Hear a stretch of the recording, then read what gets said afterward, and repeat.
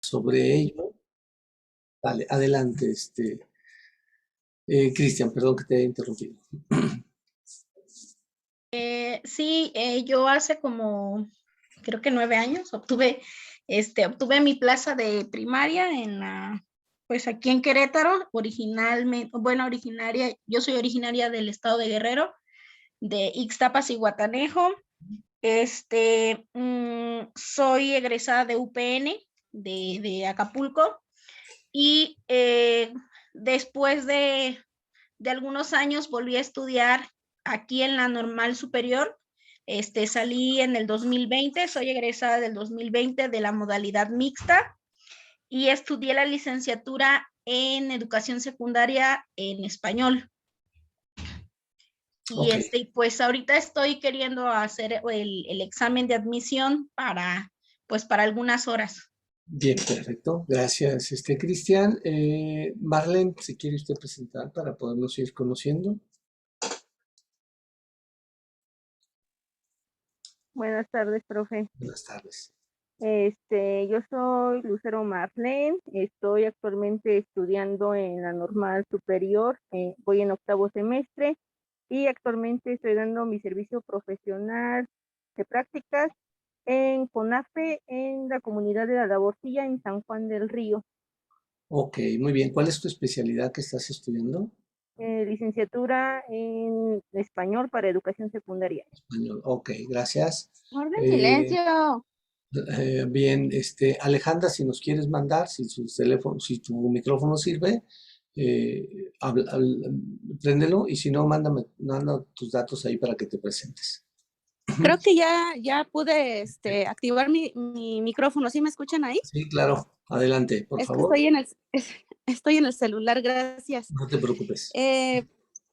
Mi nombre es Alejandra Rodríguez Valadez. Soy licenciada en antropología y actualmente, bueno, tengo desde 2017 como docente en colegio de bachilleres. Trabajo actualmente en el COVAC 5 aquí en Cadereyta de Montes. Okay. Y bueno, soy originaria de Querétaro, pero tengo 6 años viviendo acá en el municipio de San Joaquín. Ok, muy bien. Bien, gracias Alejandra. Laura, si Sí. gustas presentarte. Ay, sí, perdón, maestro. Ahorita No. estoy igual en el teléfono, le ando aquí hallando apenas, porque no estoy en la compu, ya ando Ok. callando a mis hijos, perdón. Yo soy maestra de primaria, maestro, ahorita es mi 3er año en la UCEBEC trabajando, y pues cuando vi la oferta para este diplomado, pues me llamaron mucho la atención los temas, ¿no?, que trata, porque Ok. muchas veces los maestros no estamos como muy bien informados de todo esto que involucra la educación, y es por eso que ingresé al diplomado. Muy bien, gracias Laura. Entonces, primaria, español y antropología. Guadalupe Velázquez, ¿te gustas presentarte, por favor?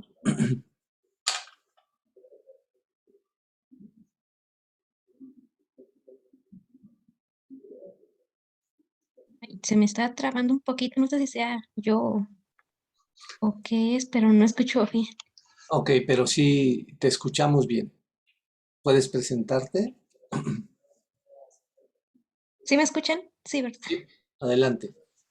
Ok, sí, bueno, pues buenas tardes a todos. Bueno, yo, al igual que mi compañera Marlene, estoy estudiando la licenciatura, somos del mismo, ¿cómo se llama? De la misma generación, pero yo estoy en el área de historia Ok. y mis prácticas las estoy realizando de manera a distancia en la telesecundaria Escuadrón 201, pero yo no me encuentro en Querétaro, no soy originaria de allá, soy del municipio de Jiquú, Guanajuato, entonces pues por los motivos de la pandemia y la forma en la que estamos trabajando, me encuentro aquí en Jiquú.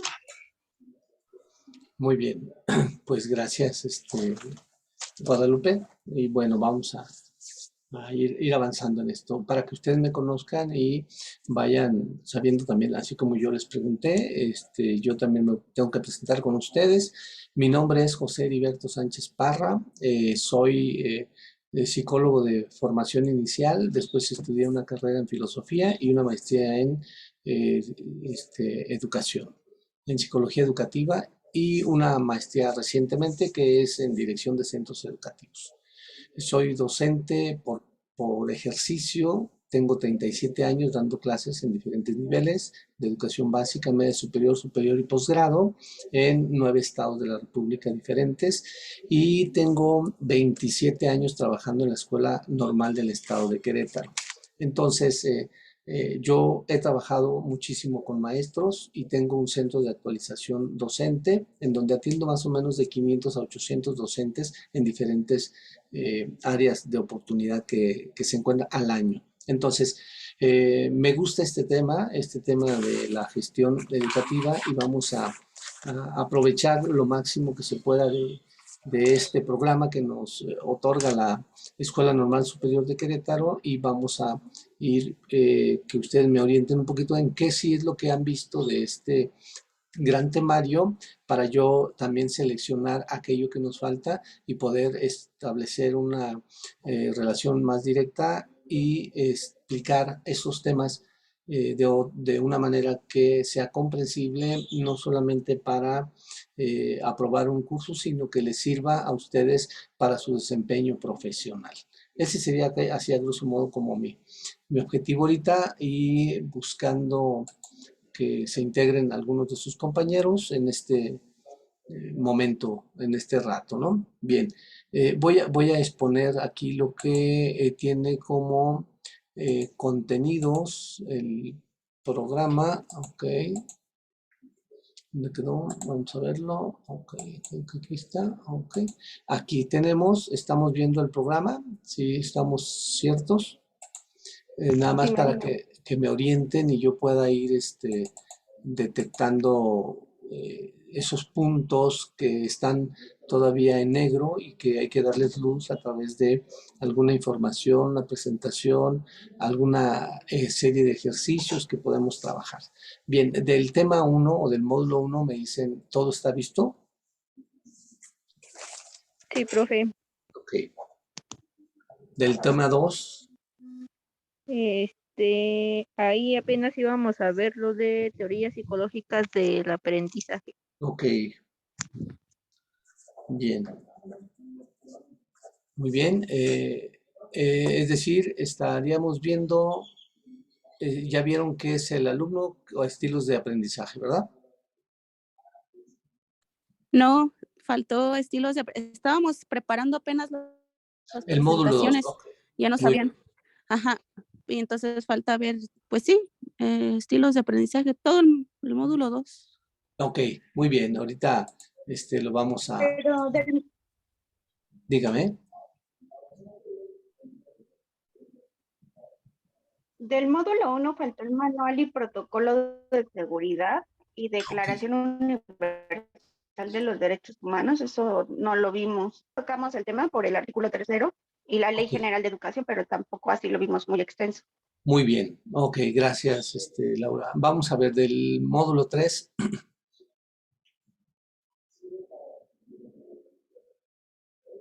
¿O nos quedamos solamente en el módulo 2?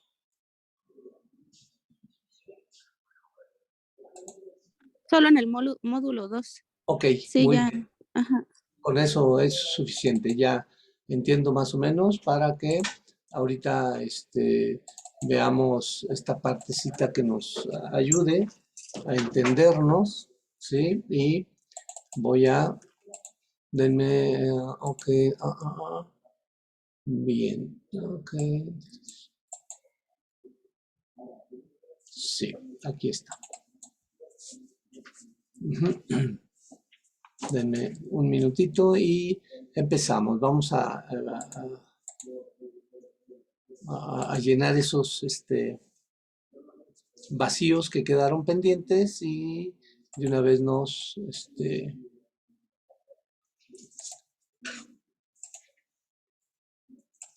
ok, permítanme, aquí estamos.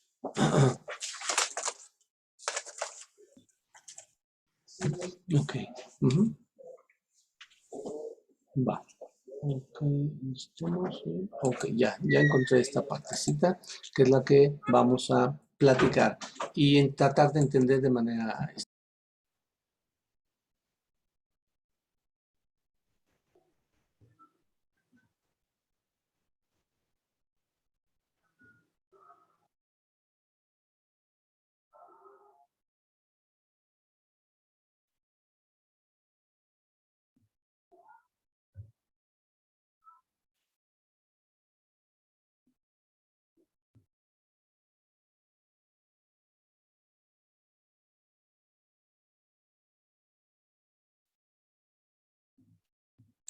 Vamos a ver, por aquí creo que ya se incorporó Alejandro. Bienvenido, Alejandro. Vamos a entonces dar inicio a esta partecita. Ok, de acuerdo con lo que ustedes me dicen, estaba pendiente la Declaración Universal de los Derechos Humanos. Quiero hacerles una exposición sencilla, tranquila, para que ustedes tratemos de entender cuál es la importancia que tiene este sentido de conocer todo lo que son la Declaración Universal de los Derechos Humanos, ¿sí? Entonces, voy a tratar de abordar estos 3 temas rápidamente para que a ustedes les quede claro, ¿de acuerdo? Entonces, vamos a revisar esta declaración. Bueno, así a grosso modo, les quiero decir también, si ustedes, alguien, aunque se lo vayan cambiando, prende el monitor, me orienta, porque yo veo que estoy trabajando con personas y eso me ayuda a monitorearme cuando estoy hablando, que estoy dirigiéndome a alguien, ¿no? Entonces, si pueden prender su monitor a alguien y luego lo cambian por otro, etcétera, me ayuda, para no estarme viendo solamente yo, ¿no? Eso es. Y también que mis neuronas espejo funcionen, ¿sí? Porque si no, me veo yo y entonces no tengo este poder de ver cuál es el impacto que están teniendo mi discurso en los demás. Para eso es esto que les pido. Y ya luego se cambian, ahí rólense, mándense mensaje, ahora sigues tú, ¿no? Y así, pero que siempre haya alguien, ¿no? Gracias, Cristian, por hacerlo. Entonces, vamos a ver este tema, ¿sí? De manera muy general les diré que desde que el ser humano empezó a vivir en grupo, en gremio, en tribus, quiso hacer como reglas de convivencia, porque supo o entendió que no podíamos vivir así de manera tan primitiva, porque existían muchos conflictos. Esos conflictos, por supuesto, son por la propiedad, por los bienes, por las personas, por el territorio, etcétera, ¿no? Una serie de cosas. Dentro de lo que conocemos como más antiguo de esto, tal vez Guadalupe ahí lo sepa muy bien o un poco mejor, porque es parte de su formación en la historia. Tenemos como las primeras reglas escritas sobre lo que deben de hacer y no las personas, y entonces tenemos ahí lo que es el Código de Hammurabi. ¿Sí? Hammurabi es una ciudad de la vieja Mesopotamia, en donde estaban en unas piedras, hicieron el grabado de cuáles eran las reglas de convivencia, o qué es lo que sí se podía hacer y qué es lo que no se podía hacer, porque era una ciudad de paso. Y entonces eso obligó a que los demás se enteraran de qué es lo que sí se tiene, sí se puede hacer o no en esa comunidad o en ese pueblo, ¿no? Si nos vamos a la parte mítica o parte religiosa, podemos decir que también hay un código ético que está establecido en los 10 mandamientos en las tablas de Moisés, ¿no? También ahí se señala aquello que se tiene que hacer, pero en el aspecto religioso, no tanto como en lo social y lo cultural, como es el Código de Hammurabi, ¿no? Para la sana convivencia. Después, pues vamos a encontrar que los griegos es el pueblo, los romanos es el pueblo que más le ha invertido al análisis y al derecho, y entonces ellos establecieron un conjunto de reglas de qué sí se podía hacer y qué no, y cómo gobernar y cómo deberían de participar los ciudadanos en ese tipo de sociedad que se estaba formando. Con los griegos también podemos encontrar alguna de estas posibilidades, ¿sí? Ok, entonces, bien, ok. Entonces, eso es lo que vamos a encontrar, ¿sí? Que los griegos también quieren encontrar un ideal de sociedad. Por ejemplo, podemos leer algunos de los libros clásicos de los griegos, especialmente de un filósofo que es clave y se llama Platón. Él, en sus diálogos, hay uno que se llama la república, que significa la res pública o la cosa de todos, lo que nos debe de interesar a todos, que es esta ciudadanía. Y ahí hablaba él de esa posibilidad de quiénes podían gobernar, cómo deberían de estar esa sociedad y alguno de este otro tipo de situaciones, ¿no? Después nos vamos a encontrar, ya con el tiempo, en ese desarrollo rápido, varios filósofos que quisieron poner estas utopías. Por ejemplo, Tomás Moro, en el siglo XVI más o menos, hablaba de la utopía, que es un pueblo o una ciudad utópica, es decir, que no existe, pero que es aspiracional, que a esa podemos llegar y que si hiciéramos ciertas cosas estaríamos todos en el mismo nivel, en la misma condición de participar como ciudadanos, ¿no? Algunos filósofos fueron mezclando religión con política y bueno, encontramos que en el siglo XVIII, a finales más o menos, con los europeos, centroeuropeos, especialmente este grupo de intelectuales que se llamaban los enciclopedistas, quisieron recuperar el conocimiento humano, todo lo que se había hecho en todo ese tiempo y hacer la enciclopedia. La enciclopedia, ¿qué era? Era un conjunto de libros que iban a guardar todo lo que se había generado o el análisis de lo que se había generado como conocimiento humano.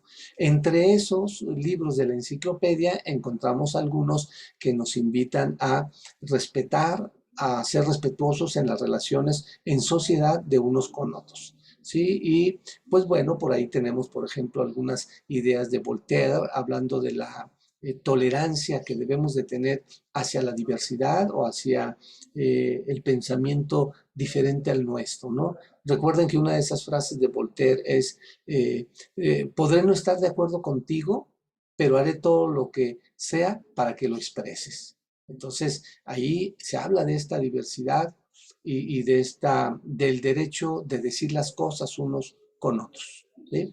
Pero bueno, no progresó en mucho.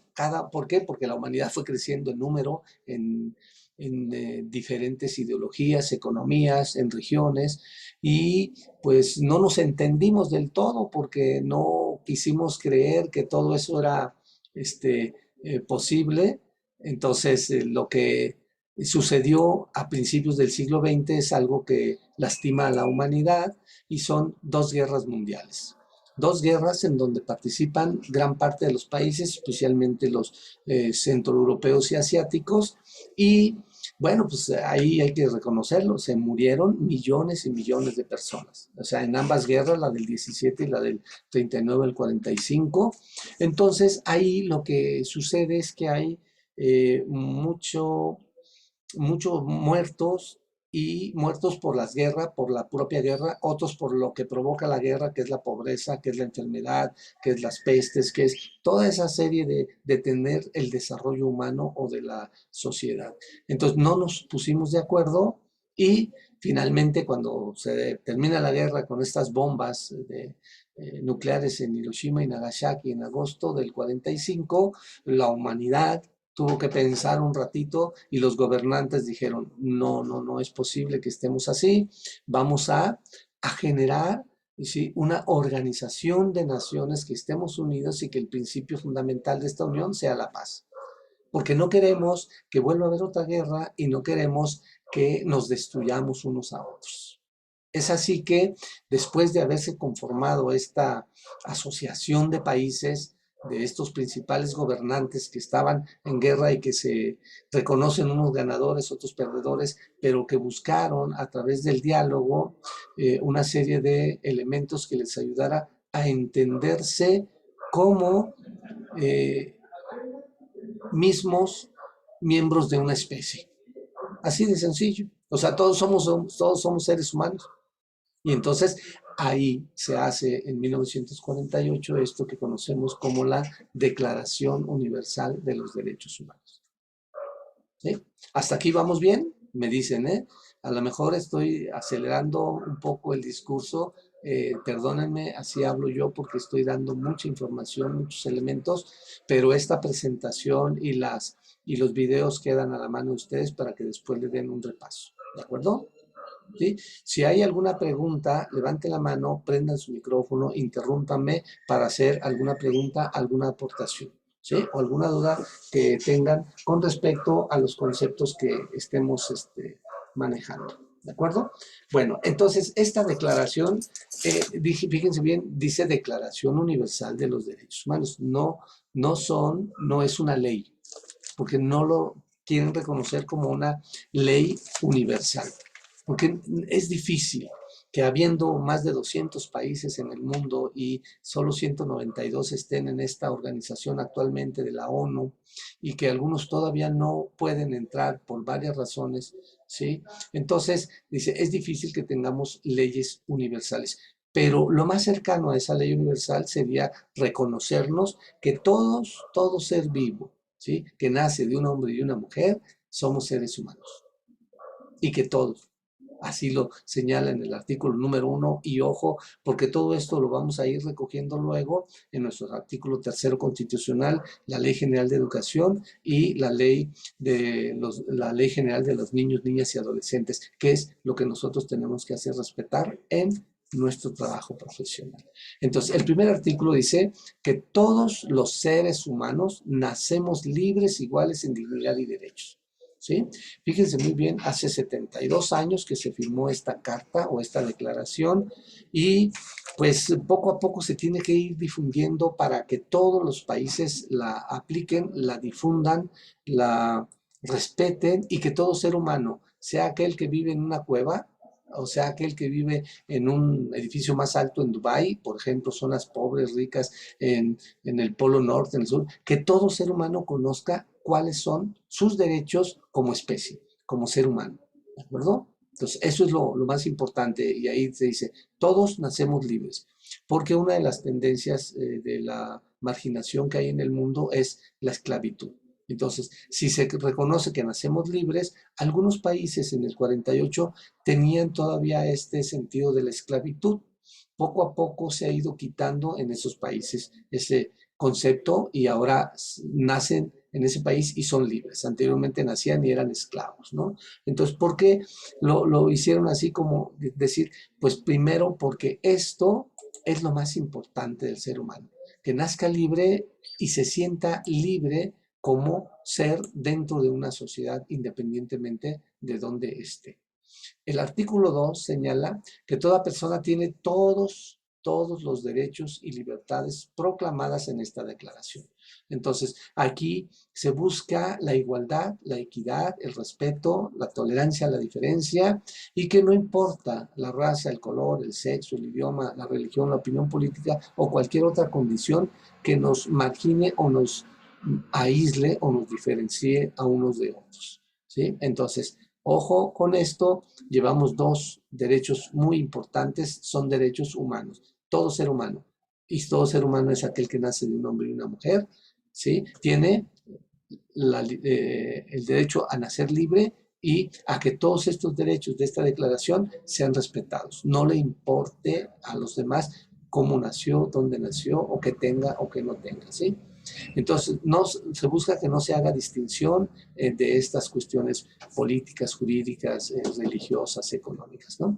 Bueno, importante es que en esta Declaración Universal, en el artículo número 26, va a estar un derecho que nos interesa a nosotros como educadores y educadoras, ¿sí? ¿Cuál es este derecho? El derecho a la educación. O sea, todo ser humano tiene derecho a la educación.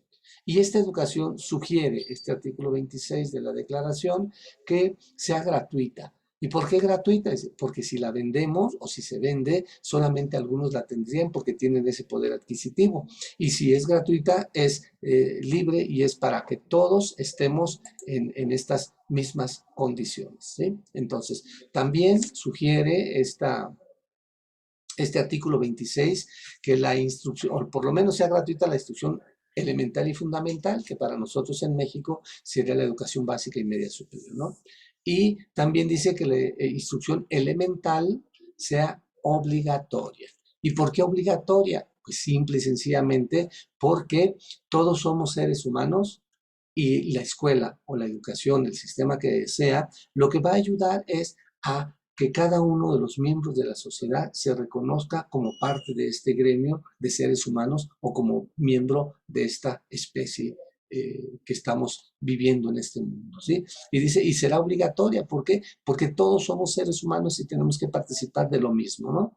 Así como si analizamos cualquier otra especie, podemos ver que cada especie es única en este mundo y tiene sus propios códigos, sus propios genes, su propia forma de ser, de vivir, de convivir entre ellos. Entonces, lo mismo hacemos como seres humanos a través de este tipo de derechos, ¿no? Entonces, por eso la educación sería obligatoria, ¿sí? Porque si decimos, alguien no quiere ir a la escuela, pues muchos no irían y entonces tendríamos más conflictos sociales. ¿Por qué? Porque no entenderían la importancia que es ser humano y de qué es el gran valor que le otorgamos a lo que hemos construido como sociedad a lo largo de la historia. ¿Sí? Bueno, entonces el punto 2 de este artículo 26 señala que la educación tendrá por objeto el desarrollo de la personalidad humana y el fortalecimiento del respeto y los derechos humanos, ¿no? ¿Cómo se construye la personalidad humana? Pues gracias a todo lo que nos brinda desde que nacemos hasta que morimos la sociedad. Hay algo bien importante aquí. No sé si ustedes, díganme si alguien lo reconoce, hay un libro que se llama El valor de educar y es del filósofo Fernando Savater, español, ¿sí? En el capítulo 6 señala algo bien importante y dice, educar es universalizar. Quiere decir que gracias a la educación hominizamos al hombre. Esta palabra o esta frase que nos ayudaría, que nos permite entender. Hominizar al hombre significa hacer hombre al hombre como especie, ¿sí? La escuela ayuda a que los niños y niñas entiendan qué es lo que hacemos los seres humanos. Por eso la educación, dice Fernando Savater, debe de ser conservadora. Ojo, no en el concepto tradicional de viejo, de antiguo, no, sino que debe de conservar ciertos elementos que no pueden ser alterados dentro de este esquema de educación en la sociedad. ¿Sí? Entonces dice, si soy ser humano y estoy enseñando con otros seres humanos a que lo sean, entonces todo lo que voy a ayudar a hacer es desde la escuela a que esta persona se ayude a construir una ciudadanía en el futuro. Es decir, quiera seguir siendo humano y participe con los demás seres humanos. Así de sencillo, pues, podemos resumir estos conceptos de Fernando Savater, pero para entender que la escuela, junto con las otras instancias de la sociedad, como la familia, como la iglesia, como el gobierno, ayudan a construir una personalidad en cada uno de los sujetos que vivimos aquí en esta sociedad. ¿Sí? Entonces, el derecho a la educación sugiere esta declaración que sea gratuita en la instrucción elemental y fundamental y que sea obligatoria. Y que ayude a construir la personalidad o el desarrollo de la personalidad, además de el fortalecimiento y el reconocimiento de los derechos de los demás. ¿Sí? Bueno, tenemos aquí que la declaración fue hace 72 años, ¿sí? Fue en el 73. ¿Sí? En octubre, en diciembre del 48 son 73 años. Entonces, esta declaración, que como ustedes podrán ver, es muy chiquitita, ¿sí? Son apenas 6 páginas, cuenta con 30 artículos, pero es importante porque es como la parte más ética de los seres humanos que hemos construido a nivel universal, a nivel de todos los países, es decir, un acuerdo o un punto de acuerdo. Y por eso le llamamos Declaración Universal. Para todos los humanos están estos derechos. Esta declaración se ha traducido a más de 500 idiomas, porque cada país tiene diferentes idiomas. Por ejemplo, nuestro país, México, estamos hablando de cerca de 60 idiomas o dialectos en los cuales se habla, que son de manera diferente, pero que nos permiten identificar diferencias y semejanzas. Aunque todos vivimos en un territorio, y un territorio es la demarcación de límites geográficos, norte, sur, este, oeste, eso es nuestro territorio mexicano. Pero nuestro territorio mexicano, como reconoce también el artículo 2 constitucional, nos dice que México es un país pluriétnico, pluricultural. Entonces, todos los países tienen estos grupos minoritarios, pero que tienen un lenguaje diferente al lenguaje oficial de cada uno de los países. Bueno, pues se ha traducido esta declaración a todos esos idiomas para que todo mundo conozca. Lo dijimos, el que viva en una cueva o el que viva en el edificio más alto de Dubái o de Japón o de China o de Estados Unidos, ¿sí?, reconozca cuáles son sus derechos en este mundo.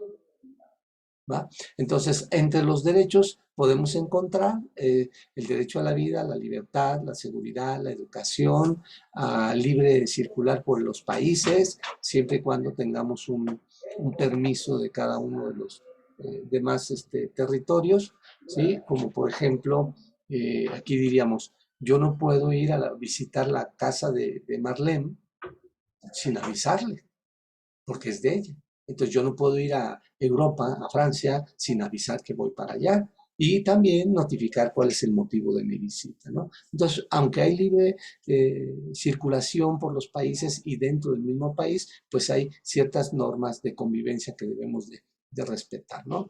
Aquí hay otros principios que por cuestiones culturales algunos países ya lo están cumpliendo o lo fueron cumpliendo poco a poco y otros todavía no lo cumplen, ¿no? Por ejemplo, este que está abajo del 70, que está en amarillo, que dice, todos tenemos derecho a partir de la edad núbil, es decir, cuando ya somos propensos a procrear, ¿sí?, tenemos el derecho a casarnos con libre y pleno consentimiento y formar una familia sin restricción alguna por motivos de raza, cultura y eso. Algunos países todavía no logran eso, estamos hablando de 73 años. Pero poco a poco se va difundiendo la necesidad de que se tenga esta libertad y derecho en esta parte, ¿no?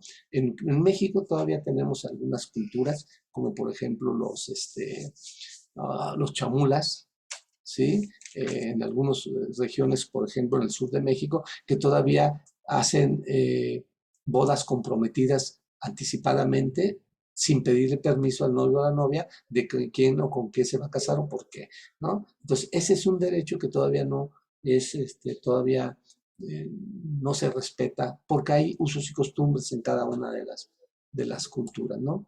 Y la libertad de pensamiento es otro de los derechos que tenemos en esta declaración, ¿sí? El de conciencia, de religión, es decir, elegir cualquier credo religioso o creencia, y a la libertad de expresión o de opinión o de reunirnos de manera consciente, ¿no? Y cuando somos mayores de edad, en el caso de México a los 18 años, tenemos este otro derecho a participar en el gobierno de nuestro país, que en nuestros derechos de la Constitución se declaran de que yo puedo ser votado, es decir, proponerme para que alguien vote por mí para dirigir alguna parte o administración del gobierno, o yo en libertad elegir a quién me va a gobernar o quién va a administrar esta nación, estado, municipio, ¿sí? Entonces, ¿alguna duda sobre esta Declaración Universal de los Derechos Humanos? ¿No? No, maestro. ¿Verdad que está muy fácil? Bueno, ¿y eso qué tiene que ver con la escuela? Pues es todo, porque tenemos que respetar estos derechos, ¿no? Les voy a decir algunos así de manera rápida para que ustedes lo asimilen en términos de aplicación. Esa ley universal o esa declaración se tiene que hacer que los países se comprometan a seguirla, a respetarla. En México lo hacemos a través de la Constitución o las leyes particulares. Recuerden que de los artículos constitucionales salen leyes específicas. En el caso de nosotros, para la educación, el artículo 3º nos habla de esos derechos a la educación que están fundamentados en el artículo 26 de esta declaración. Y después hay una Ley General de Educación. Y de esa Ley General de Educación hay leyes que emanan para decir, vamos a respetar todo lo que implica lo que está señalado en el artículo 3º.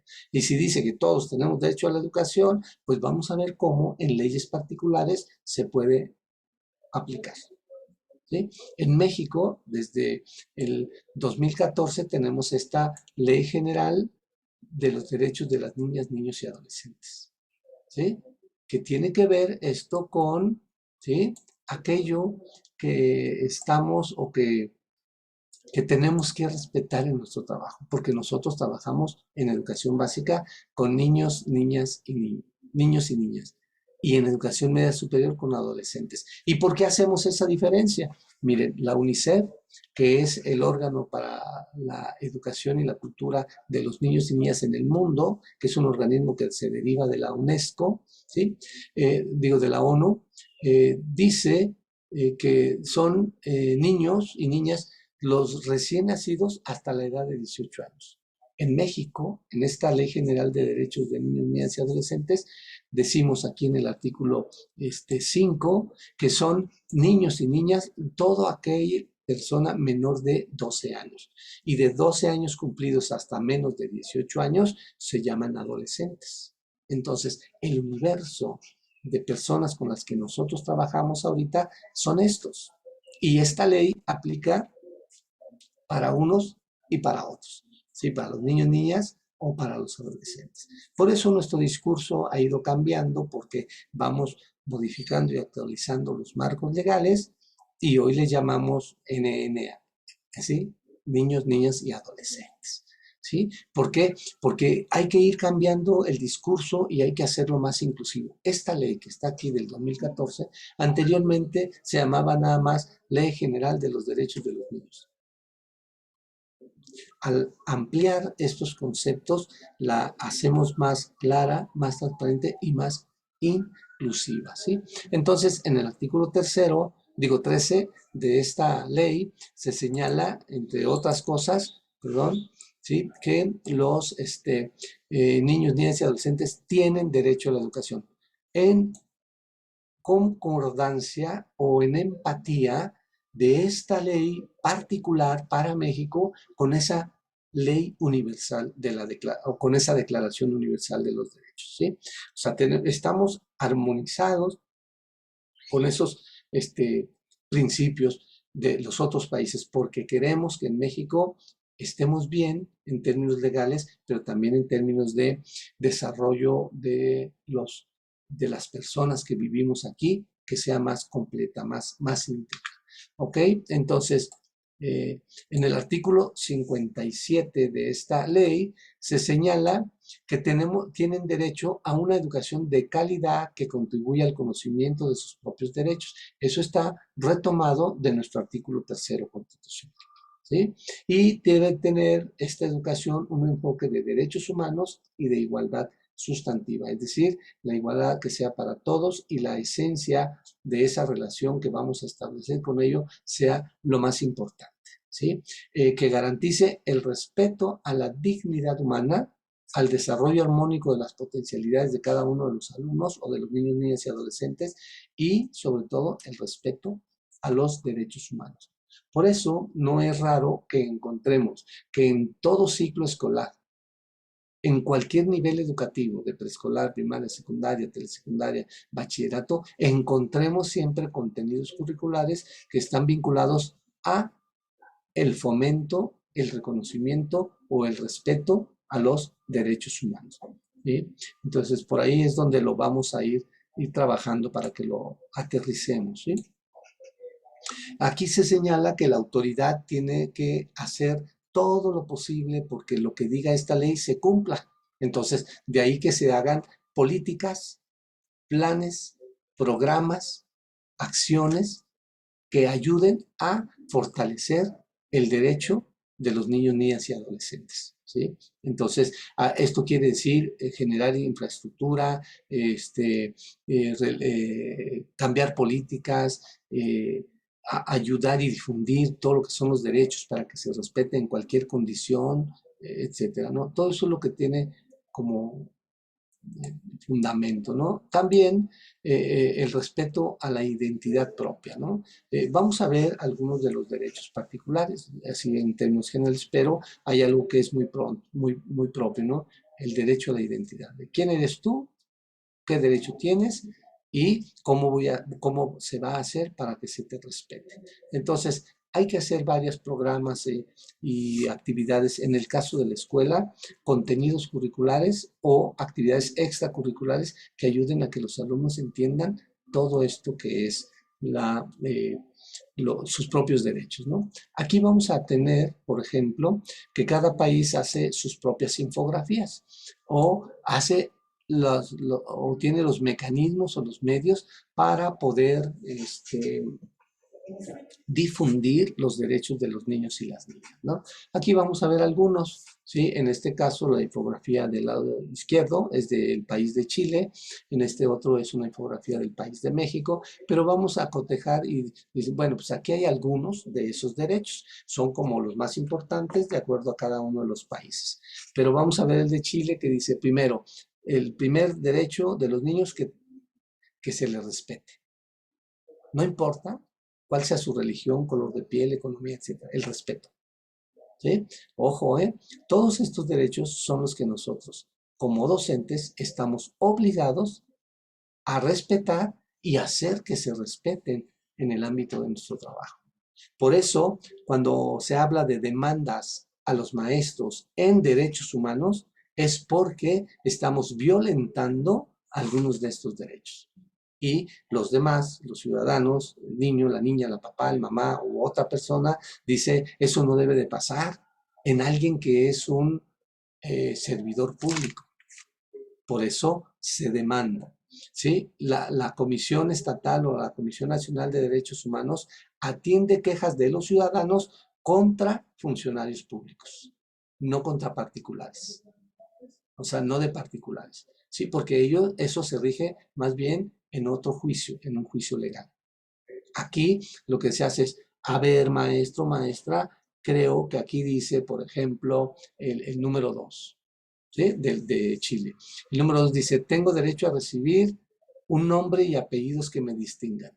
A ver, tú, gordito, chino, a ver, piojoso, como le llamemos, estamos negándole su personalidad, negando su nombre. Recuerden que todos tenemos un nombre propio que nos distingue en esta sociedad en la que vivimos, ¿sí? Y que a lo mejor puedo tener el mismo nombre y yo me llamo Juan y allá está el otro Juan, pero cada quien tiene una raíz diferente, es decir, papá y mamá que tienen otros apellidos, entonces por eso tengo un nombre y tengo un apellido, ¿sí? Y entonces eso es lo que me da identidad, miembros de una familia o de una comunidad. Y entonces, si yo estoy negando eso desde la escuela, estoy violentando un derecho humano. Así de sencillo, así de simple, ¿sí? Bueno, derecho a vivir con la familia, porque los seres humanos no somos autónomos en corto tiempo. Si vemos una especie, por ejemplo, los caballos, nacen y a las 4 horas ya están tambaleándose, caminándose y buscando su propia comida. El ser humano no puede hacer eso.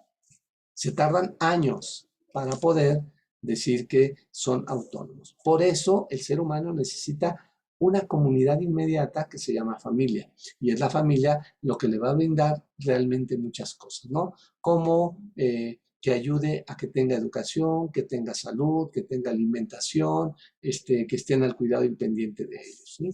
Bueno, el 4 es tener derecho a recibir la educación y las cosas que quiero para estudiar. Ojo ahí con 2 obligaciones. Lo que mandata el artículo 3 para el Estado, brindar educación, y lo que mandata el artículo 31 constitucional a los papás, hacer que sus hijos vayan a la escuela y estar al pendientes de su desempeño. ¿Sí?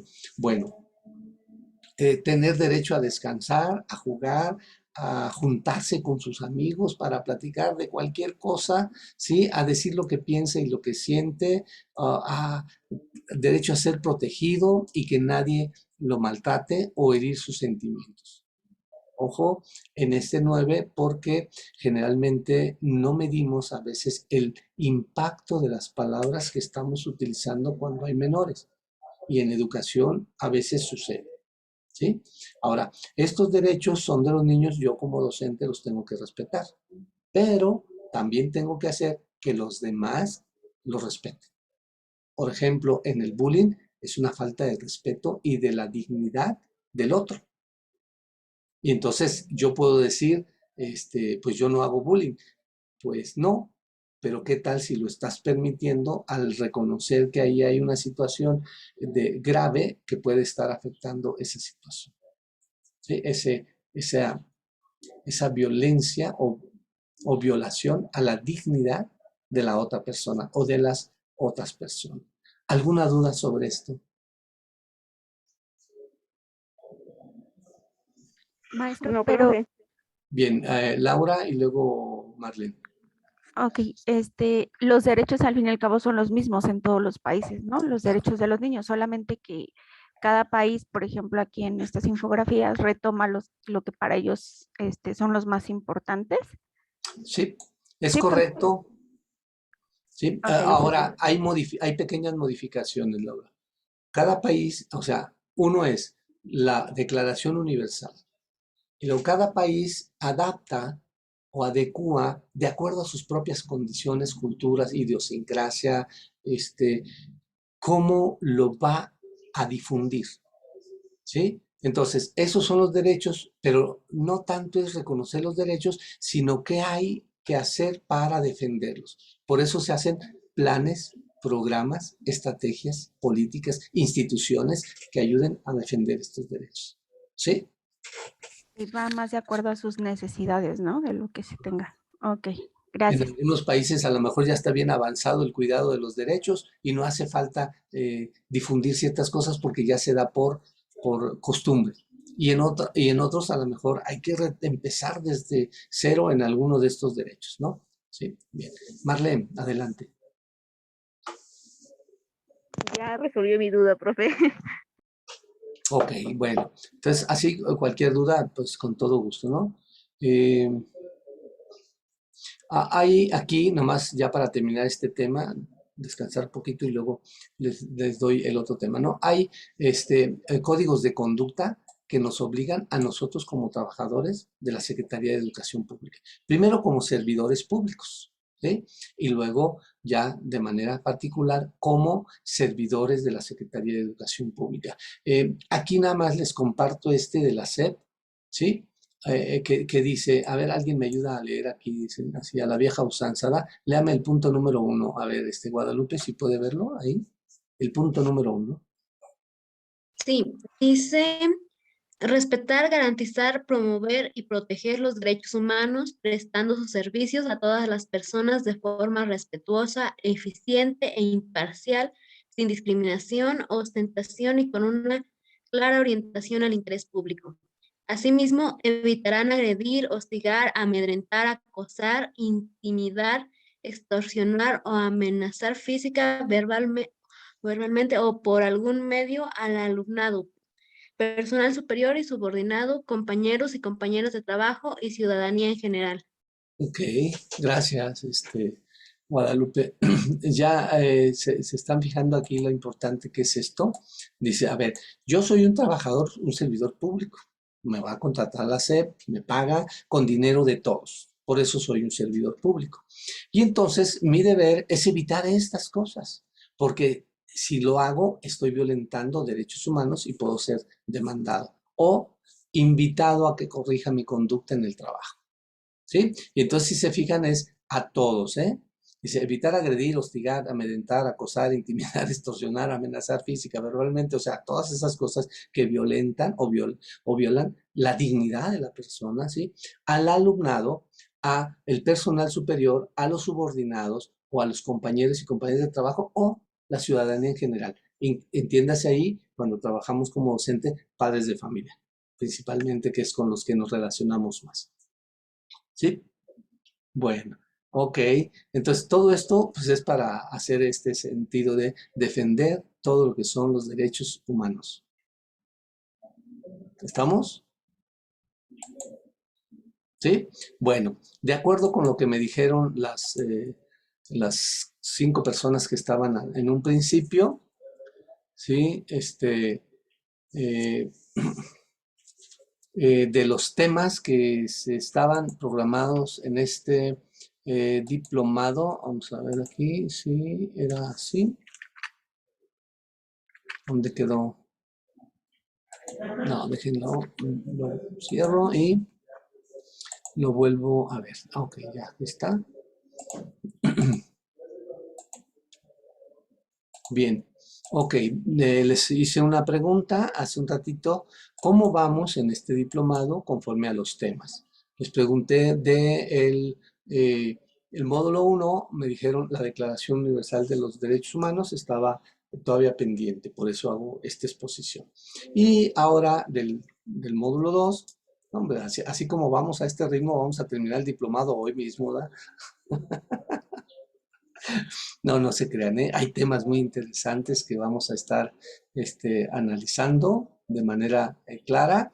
Espero que sea así clara, que sea didáctica, que ustedes tengan. Bien, les voy a decir algo. Les voy a mandar, hoy no creo que alcance, pero a lo mejor de aquí a mañana o el lunes a más tardar, ¿ok? Les voy a mandar un ejercicio sobre derechos humanos y educación. Ese tipo de preguntas que les voy a hacer son similares a las que hace USICAM. ¿Sí? O sea, para que ustedes le vayan encontrando amor a todo este diplomado y sentido. ¿Sí? Nada más vamos a trabajar sobre lo que es gestión educativa. El examen y todo lo que hay para USICAM es muchísimo más amplio. Eso ya se vende por separado, ¿vale? Está en otro programa. Bueno, ok, bien. Ahora, de lo que ustedes me dijeron, y creo entender, se inició el módulo 2 y van a empezar a ver algunas teorías psicológicas del aprendizaje y tratar de ver más o menos eso que tiene que ver o cómo enrocarlo, cómo vincularlo con lo que es el enfoque por competencias que trabajamos en la educación básica o media superior. ¿Estoy de acuerdo en eso? Digo, ¿estamos en eso? ¿Sí? Bueno, entonces ya llevo 1 hora hablando solo. Me van a dar 3 minutitos para ir a hacer lo que uno tiene que hacer, ¿verdad? Tiene que ser uno, Ok, entonces continuando con estos temas, vamos a ver un poco de manera general lo que nos dice este módulo 2. Vamos a ver que son temas un poquito amplios en sí mismos, pero vamos a ir integrando y conociendo, ¿no? Lo primero que necesitamos saber como docentes, ¿qué es? Pues simple y sencillamente, ¿cuál es nuestro universo de trabajo? Con universo de trabajo quiero decir con quién voy a estar trabajando. Si yo soy maestro o maestra, ¿sí? Debo de saber que hay universos particulares de esos niños, niñas y adolescentes, ¿sí? ¿Quiénes son los niños? Pues aquellos que son dijimos, de 0 a 12 años. Por lo tanto, quien trabaja en preescolar y quien trabaja en primaria, generalmente su trabajo o su universo es con niños. ¿Y quiénes son adolescentes? Aquellos que son de 12 años hasta antes de cumplir los 18, porque ya después son ciudadanos. Entonces, ¿quiénes trabajan con adolescentes? Pues son principalmente las maestras y los maestros que están en educación secundaria, en cualquier modalidad, y educación media superior o bachillerato, ¿de acuerdo? Entonces, algo bien importante que necesitamos saber es cómo son esos sujetos con los cuales estamos o vamos a trabajar, ¿sí? Entonces, ¿quién nos dice cómo debe de ser un niño o una niña a cierta edad o un adolescente? ¿Qué características tiene? ¿Quién nos dice eso? Las teorías del desarrollo y del aprendizaje, ¿de acuerdo? Entonces, todos ustedes estudiaron, ¿sí?, algo de esas teorías del desarrollo o del aprendizaje. Quisiera que me contaran antes de empezar con ello, ¿no? Porque voy a hablar de estas teorías del desarrollo y de las teorías del desarrollo humano, básicamente, y luego voy a ir engarzando en otro momento todo lo que tiene que ver con esas diferencias de estilos, y cosas de ello, ¿no? Ahorita vamos a ver esto de manera general, pero quisiera que ustedes me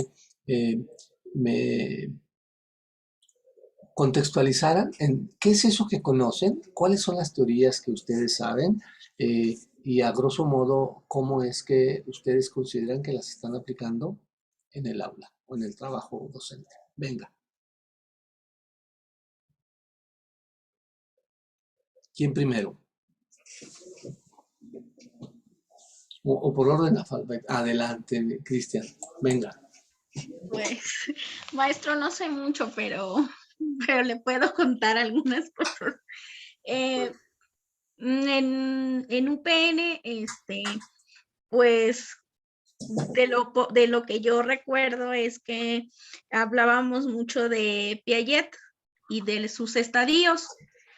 Y entonces, pues, yo ahorita actualmente estoy en primaria y en tercer grado.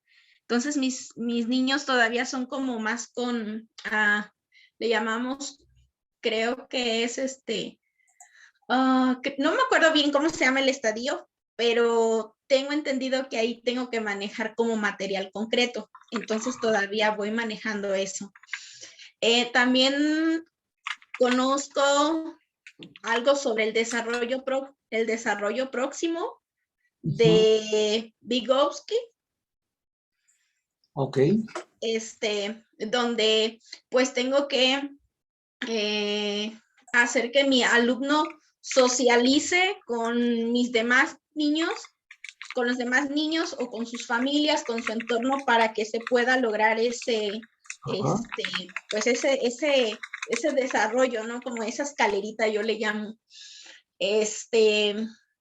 El otro es Brunner, sobre el descubrimiento, el aprendizaje por descubrimiento, que a veces lo llevo a cabo cuando veo ciencias naturales en primaria, ya que a mis niños les gusta así como experimentar y que el frijolito, y entonces ya van descubriendo ellos mismos que pues se van despertando como esa curiosidad.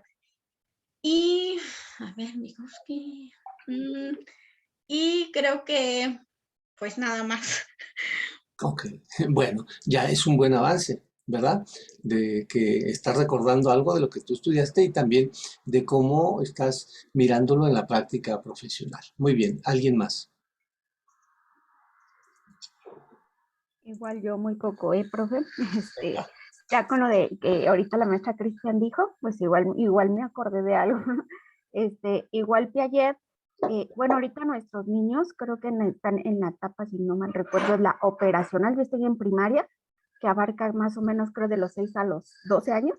Y como dice la maestra Cristian, tenemos que utilizar mucho el material concreto para que ellos puedan comprender y están en ese proceso de encontrarle lógica, ¿no? a lo que están aprendiendo. De Vygotsky, bueno, de Piaget también recuerdo los esquemas mentales, ¿no? Siempre tomar en cuenta lo que el niño ya sabe para que ellos puedan incorporar a esos nuevos esquemas lo que nosotros estamos próximos a enseñarles y ellos puedan crear el conocimiento, ¿no? Una nueva idea. De Vygotsky, así en general, recuerdo que la educación es por medio de la socialización. El niño puede aprender de acuerdo a su entorno, con sus compañeros y ya. Bueno, ahorita eso es lo que se me viene a la mente así. Muy bien, estamos entendiendo de que pues tenemos una carrera, una formación, y en esa formación tuvimos que haber visto en alguno de los semestres pues cuál va a ser nuestro universo de trabajo. En este caso específico, nuestro universo son los niños de determinada edad, ¿sí? Pero como dijimos, ¿y quién dice cómo son o quién ha estudiado eso? Pues las teorías del desarrollo del aprendizaje. Adelante. ¿Quién quiere hablar? Alejandra. Cristian, ¿verdad? Sí, Ya no bajó la mano, ¿verdad? Ok, bajamos la mano. ¿Vale? Ok, muy bien. Adelante, Alejandra. yo sinceramente por mi formación, realmente yo no estoy nada familiarizada con las teorías de aprendizaje. Entonces, he tomado algunos pequeños cursos. Bueno, sinceramente nada más fue un curso que me dio como un panorama muy, muy general de las teorías y los estilos, pero pues sí me gustaría aprender más, por eso ahorita me llamó la atención el contenido del diplomado para pues empaparme más, ¿no? De esto. Muy bien, Alejandra, pues esta formación antropóloga que tienes, te va a ayudar a entender un poquito porque pues, finalmente somos parte de las ciencias humanas, ¿no? La pedagogía, la educación ayuda a ello, ¿no? Alejandra Arce, por favor. Alejandro, perdón. Hola, buenas tardes. Buenas tardes. Yo estoy igual en las mismas, ¿eh? Mi formación tampoco no es... ¿Cuál es tu formación, Alejandro? Yo soy maestro de tecnología. Yo tengo Ok. una licenciatura en informática. Ok. Yo por eso, igual que la compañera, me apunté a este diplomado con la intención de querer aprender más. Muy bien, pues bueno, entonces para ustedes va dirigida esta sesión, ¿eh? Para los demás, como recuerdo. Entonces, creo que Marlene y Guadalupe están estudiando todavía, deben de tener conocimientos frescos sobre esto que voy a hablar. Y Dani Montes, ¿cuál es tu formación? Hola, buenas tardes. Hola. Yo igual estoy estudiando, igual que Marlene y Lupita, la carrera, no más que el área de matemáticas. Ok, tú eres de matemáticas, ¿sí? Y en la Escuela Normal Superior de Querétaro. Ok, muy bien. Entonces, bueno, voy a tratar de ser sintético de manera general y que en siguientes sesiones vayamos particularizando algunos aspectos del desarrollo de los niños, niñas y adolescentes, ¿no? Entonces, va por aquí aquí está. Ok, es esta. Vale, y nos vamos hasta el principio, ¿va?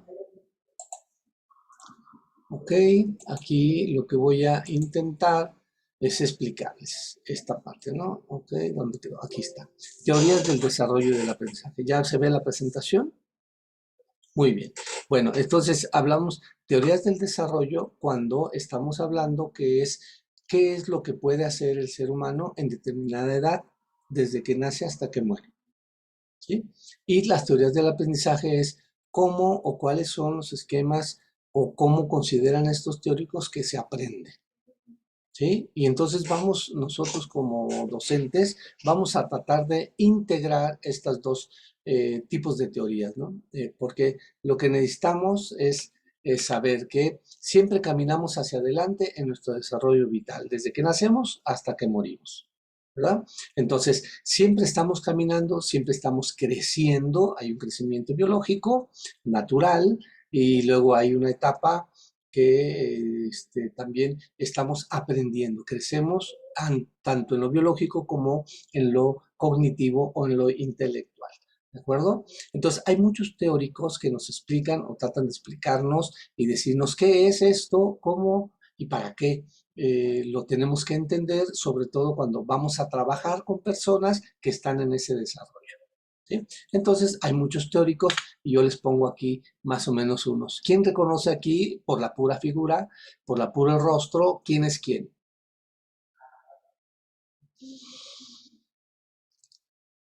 Solo reconozco a Piaget. ¿Quién es Piaget? Piaget es el de hasta acá arriba.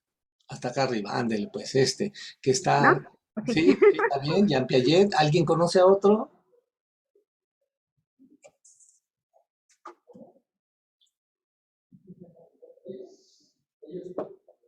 ¿Alguien conoce a Sigmund Freud cuando era joven? ¿A Skinner cuando era más o menos joven?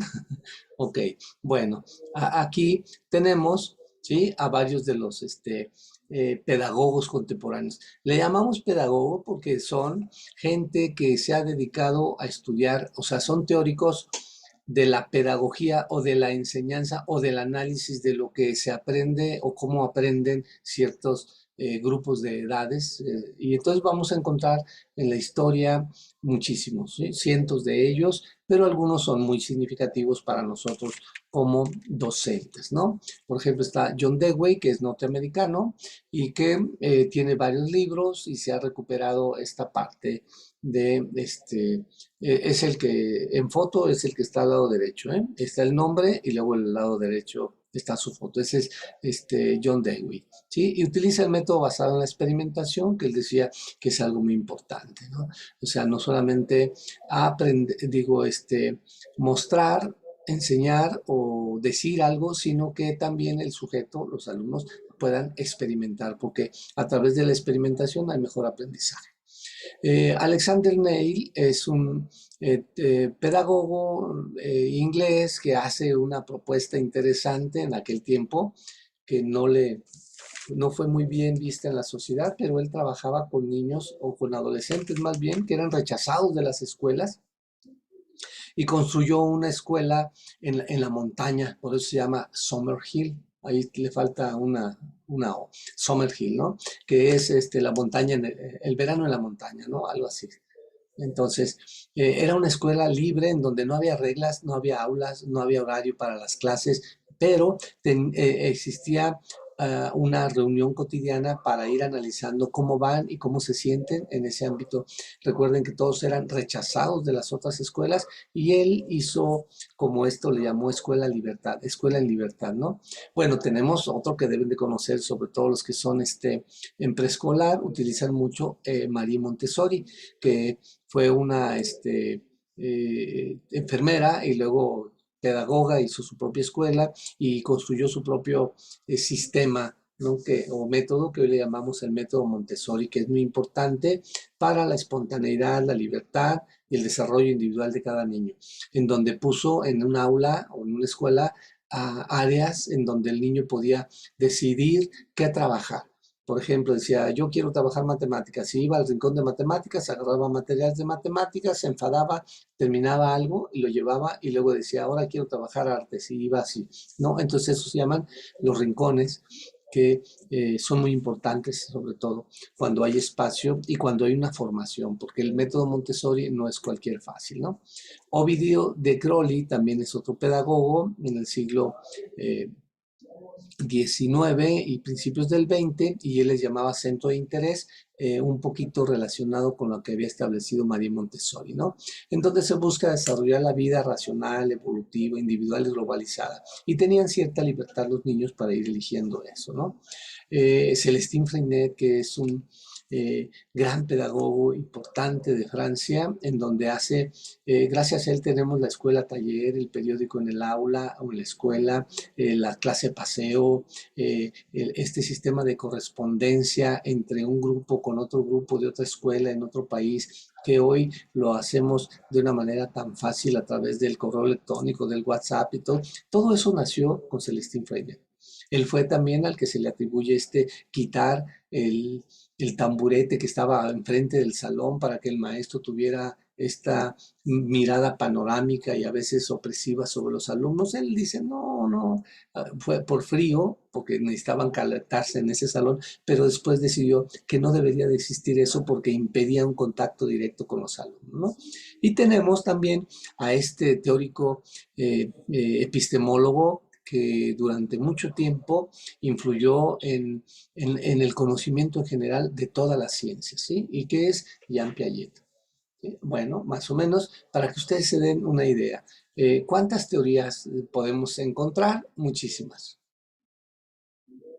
Aquí tenemos la Gestalt, Piaget, Vygotsky, Ausubel, Brunner, etcétera, ¿no? Si lo ampliamos, diríamos, aquí están las teorías del desarrollo, el enfoque psicodinámico, el cognitivo, el sociocultural, el conductista, y podemos ver cuál es el objeto de estudio y quiénes son los principales exponentes en cada una de ellas. ¿De acuerdo? Entonces, es un poquito amplio en este sentido, ¿no? ¿De qué se trata la clase paseo, Dani? Muy bien, te lo explico así de sencillo. Es salir del aula, porque generalmente se trabajaba en el aula, salir del aula y conocer la comunidad y qué es lo que hay en la comunidad y cómo crecen las plantas y cuáles son las personas que viven en la comunidad y qué tipo de objetos hay alrededor. Y entonces eso era la clase paseo. Gracias a eso, entonces les despertó el interés a los niños Celestin Freinet y empezaron a redactar. Les decía, ¿y qué es lo que vieron ustedes?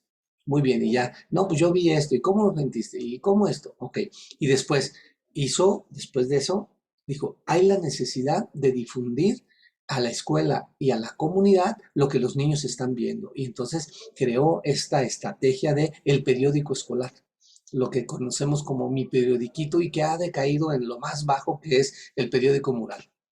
No, pero allá esa como estrategia, como técnica, Freinet es muy, muy, muy importante para despertar el interés, generar la creatividad y la crítica y el análisis de los niños sobre lo que están viviendo. No sé si me expliqué, Dani. Sí, se explicó muy bien. Ok, gracias. Bueno, entonces vamos a encontrar así diferentes teorías, ¿no? No las apunten, ¿ya? Toda esta presentación la van a tener, para que más o menos sigan más mi discurso. Maestro, Dígame. perdón que le interrumpa. Bueno, el año pasado yo hice el examen de oposición. Me acuerdo que venía por ahí lo que era lo del enfoque cognitivo. Venían algunas preguntas, no sé, como que ordenáramos, algo así, que una maestra, no me acuerdo muy bien, pero sí venía algo así, pero claro que sí. Era como de los, no sé si era de los estadios, pero algo así. Así es. Bueno, de todo esto que vemos viene en el examen, ¿no? Dejen quito la grabación para explicarles. No, para decirles algo, pero que los demás... Bueno, entonces estas teorías, ¿sí? Vamos a identificarlas de nuevo. Aquí están, ¿sí? Son bastantes, ¿sí? Entonces, pero no nos van a interesar todas, sobre todo porque algunas son aplicables más en nuestro país, en nuestros contextos, y otras no. Voy a tratar de explicarles 4 de manera muy general para que nos quede claro, ¿no? Primero, esta teoría psicoanalítica, ustedes deben de saber de quién es de Sigmund Freud, es el creador de esta corriente que se llama psicoanálisis, y él dice, pues yo creo que todas las personas tenemos 3 instancias de la personalidad. Esas 3 instancias son las que nos van a definir cómo somos en la vida, pero que se van construyendo desde niño hasta la edad adulta, ¿no? Y esas 3 personas, dice, hay algo que es consciente, hay algo que es preconsciente y otro que es inconsciente totalmente. Entonces, vamos a ver, si tenemos aquí, vamos a entender que dice él, en la personalidad hay fuerzas o catexias, ¿no? Y esas fuerzas tiende a salir la parte primitiva. O sea, lo que hace la escuela, la familia, la sociedad, la iglesia es domesticarnos, así como diríamos en el parte del Principito, ¿no? Vamos a domesticar a este nuevo ser que nace para que sea como nosotros, ¿no? Para que se acostumbre. Bueno, todo lo que nacemos como dice Freud, de manera primitiva, y somos impulsivos, porque somos especie humana, somos seres humanos, y no tenemos todavía la educación cuando nacemos, o esta formación moral.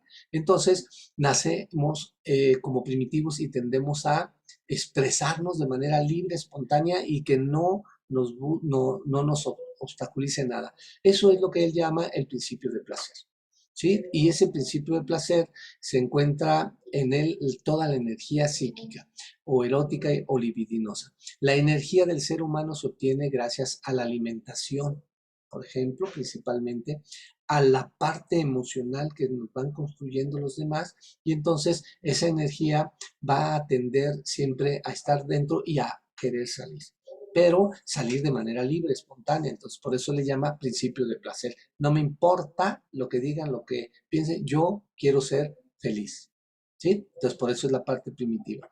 Sin embargo, hay otro que se denomina el principio de placer, y es el que se construye gracias a la familia, a la sociedad, a la religión, todo este conjunto de valores o de enseñanzas que se nos va dando, y eso se conoce como principio del deber, ¿sí?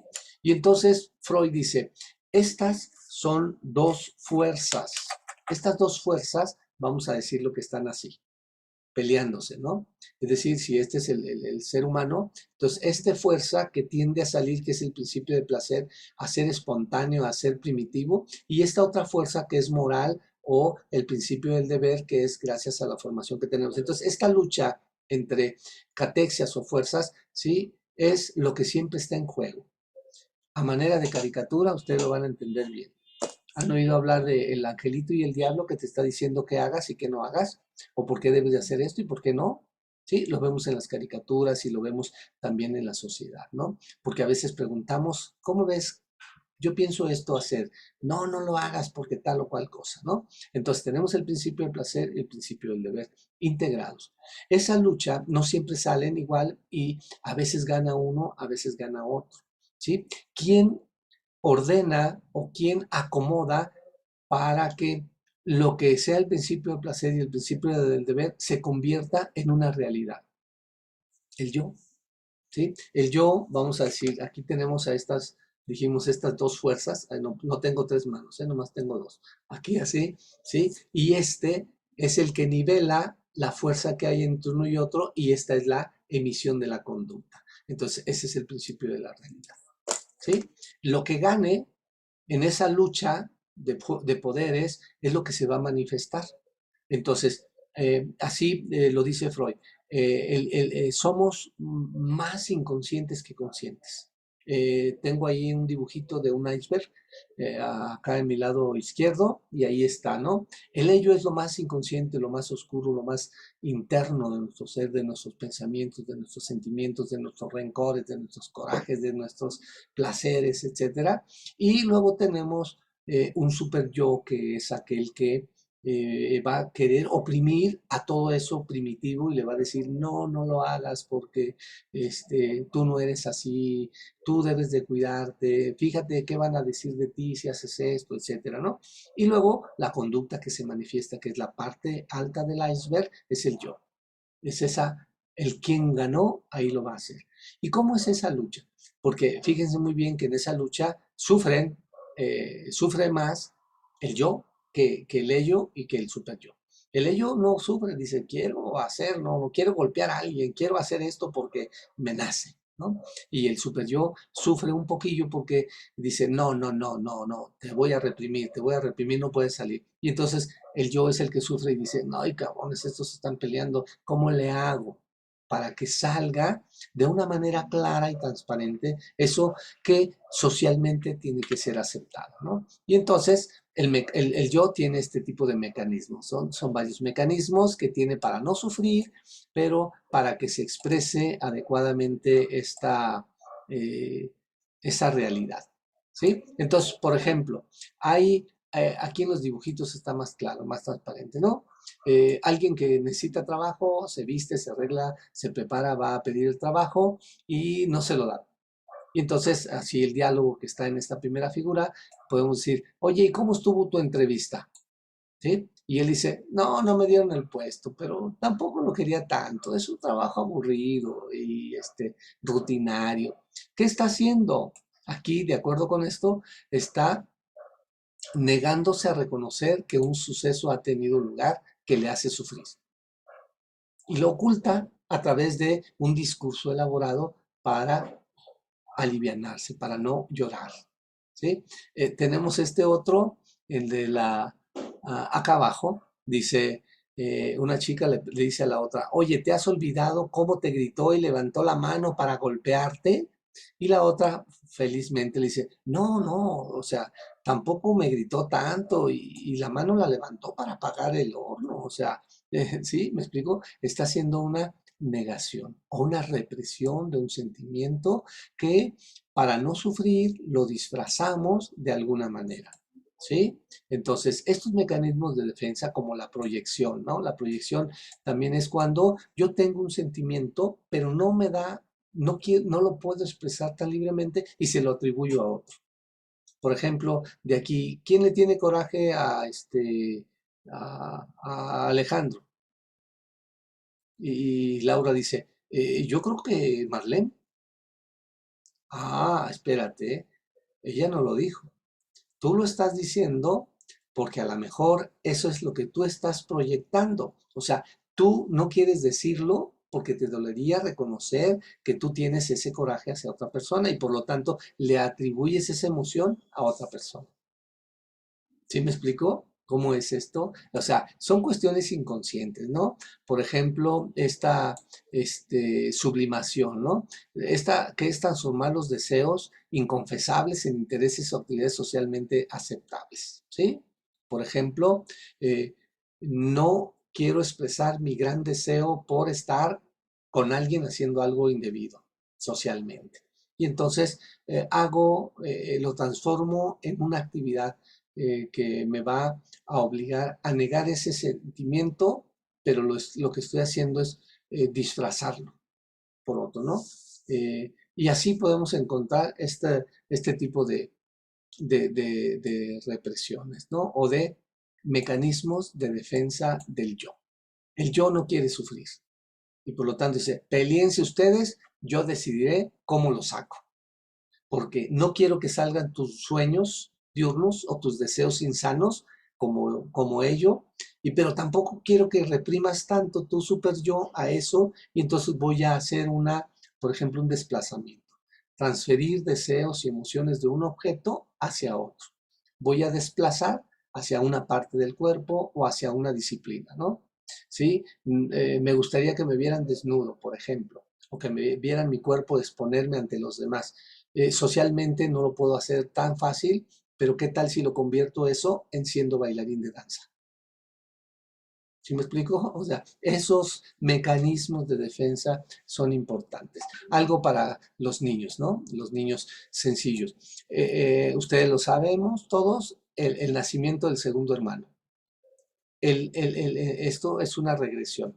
El niño, de acuerdo con Freud, va creciendo y desarrollándose en las etapas y tiene que ir solventando cada etapa. Pero cuando se ve amenazado en lo que sigue, por ejemplo, el niño es feliz siendo único, tiene todo la atención del papá, la mamá, todo lo que se gasta es en ellos, todo ese. Y van a hacer, le dicen, vas a tener un hermanito, pelasca. Dice, ya no me van a querer. Entonces nace el niño y entonces todo lo que le brindaban a él es para su hijo, su hermano menor. ¿Qué va a hacer él? Regresarse. Empieza a hablar otra vez chiqueado, a comportarse como si fuera el niño chiquito, etc. Eso es de manera muy inconsciente. Todo, porque estamos hablando de niños en pleno desarrollo, no es tan fácil a veces identificarlo, pero nosotros debemos de tener ese tipo de situaciones. Freud señala diferentes etapas. Él hace etapas así como de los 0 a los 2 años tal cosa, de los 2 a los 6 tal cosa, o sea, hace etapas del desarrollo y dice más o menos cómo están, ¿no? Por ejemplo, para las que trabajan en preescolar, pues tendrán que ver la segunda etapa de Freud, porque ahí se habla de esta etapa que tiene que ver con el autoconocimiento, ¿sí? Por ejemplo, en la primera etapa, es la etapa, ¿cómo se llama? Alguien, a ver, recuérdelo, búsquelo aquí rapidísimamente, no lo tengo aquí, ¿sí? Bueno, etapas del desarrollo, búsquenlo ahí y me lo dicen. Oral, ¿no? Etapa oral, perdón, gracias Alejandra. ¿Es la oral, no? Sí, es la etapa oral, Ajá. efectivamente de los 0 a los 2 años, porque dice, el objeto de conocimiento llega a través de la boca. Por eso el niño empieza a querer conocer todo el mundo desde la boca. Por eso ve un objeto y se lo mete a la boca, ve otro y se lo mete a la boca, porque está saliendo del útero en donde también está siendo alimentado a través de la boca por la madre, cuando estaba acostumbrado a ser alimentado por el cordón umbilical. ¿Sí? Entonces, esos cambios biológicos se van generando o construyendo una personalidad, ¿sí? Y él dice que tenemos esta regresión o fijación, ¿no? Es decir, depende cómo nos fue en esa etapa, cómo la transitamos a la otra, es como seremos en el futuro.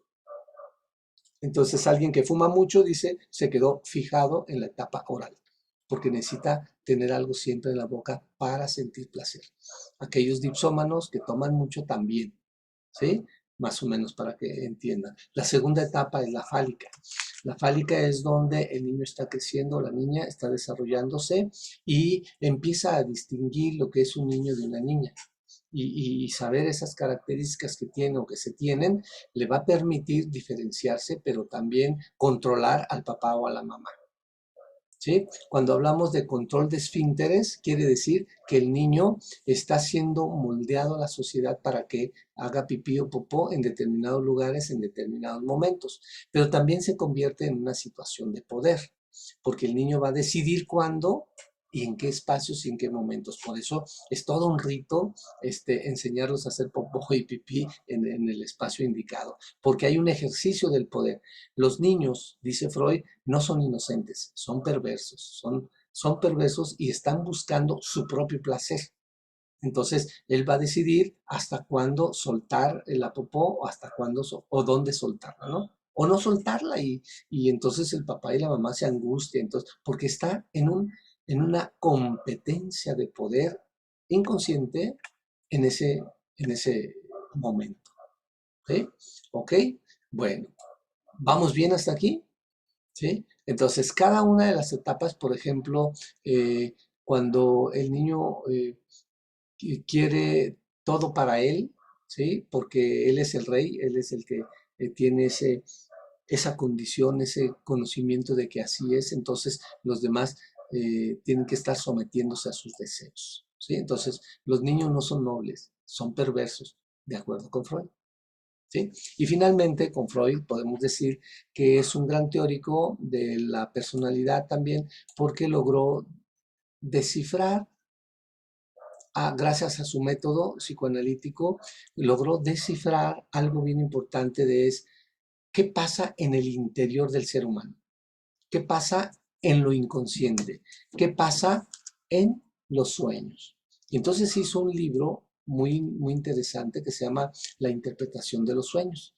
¿Y qué son los sueños? Los sueños es ese conjunto de restos diurnos, de todo lo que cargamos en el día, de todo lo que vivimos, de todo lo que percibimos, oímos, olemos durante todo el día, ¿no? Por ejemplo, les puedo decir que ahorita ustedes tienen, ok, permítanme.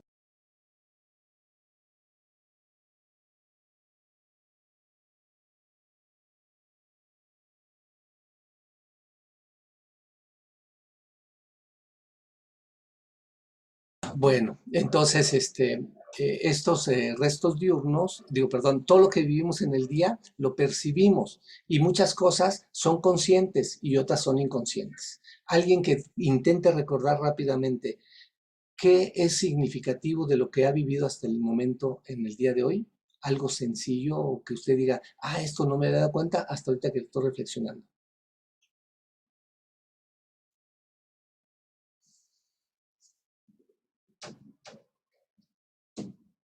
¿Qué oyeron? ¿Qué vieron? Porque leyeron muchísimo en la calle o en su casa. Oyeron canciones, noticias, diálogos, todo eso, ¿sí? Olieron, no se imaginan qué de cosas. Todo eso, ¿sí? Son a través de los órganos sensoriales que pasan a guardar una imagen en el cerebro, pero no todas estas son conscientes. Todas las percibimos y las guardamos, pero no todas son conscientes. Entonces, Freud dijo, ok, voy a tratar de intentar descifrar por qué soñamos cosas que vivimos, pero no las representamos en el sueño de la misma forma que las vivimos. Y entonces esto es lo que él llama restos diurnos. Dice, el sueño está hecho de deseos, de frustraciones, de imaginación, de restos diurnos. Es decir, todo lo que vivimos, todo eso lo mezclamos en el sueño. ¿Y por qué en el sueño? Porque dice, cuando estamos en vigilia, nuestro yo es muy consciente y está nivelando las fuerzas de los dos, de las dos catexias, ¿no? Del ello y el superyo. Y cuando nos dormimos, nuestra defensa se pierde y entonces surgen muchos deseos o frustraciones o restos diurnos que tenemos en nuestra vida y lo ponemos en el ensueño. Y en el ensueño nunca va a aparecer igual, aparecen disfrazados. Por eso soñamos con una persona, pero luego cuando recapacito y digo, es que era la voz de otra, pero estaba vestida como otra persona y además no era el lugar que le pertenece, sino era otro lugar. Entonces lo que hacemos en el sueño es un gran collage. Y Freud dijo, si los sueños se acomodan de una manera y encontramos la forma de interpretarlo, podemos decir qué significado tiene eso que estamos soñando. Y para eso crea estos métodos psicoanalíticos de interpretación de los sueños, ¿no? A través de los sueños, me dices tu sueño, te hago preguntas muy particulares que tienen que ver con tu personalidad, con tu relación con los demás, con tus deseos, con tu forma de ser y de vivir, y entonces te puedo interpretar adecuadamente. ¿Sí? Así es esta teoría, así de fácil.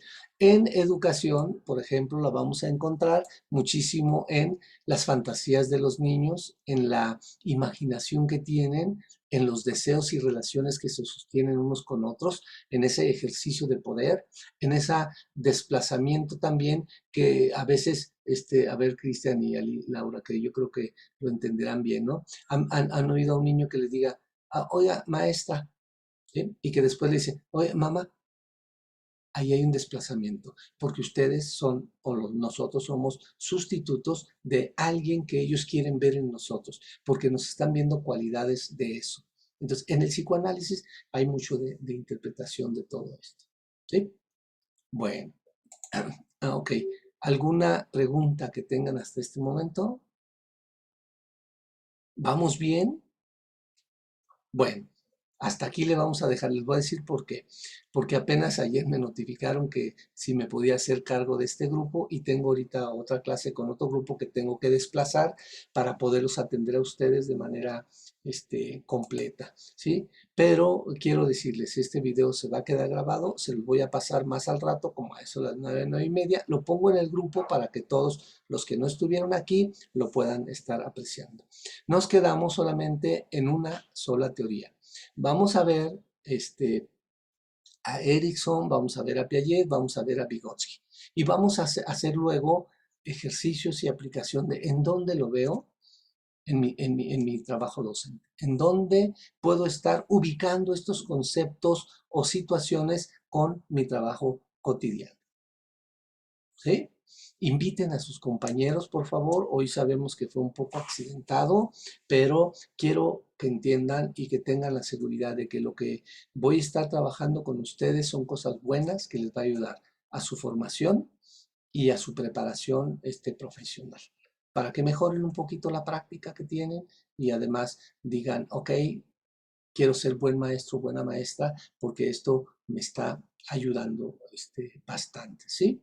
Entonces, cualquier duda en el grupo, ya me incorporaron al grupo, cualquier duda que tengan con mi persona o tomen mi teléfono ahí y guárdenme como de manera individual, y cualquier duda que no quieran expresar en el grupo sobre los temas que estamos trabajando, que vamos a estar trabajando en este diplomado, lo hagan por esa vía.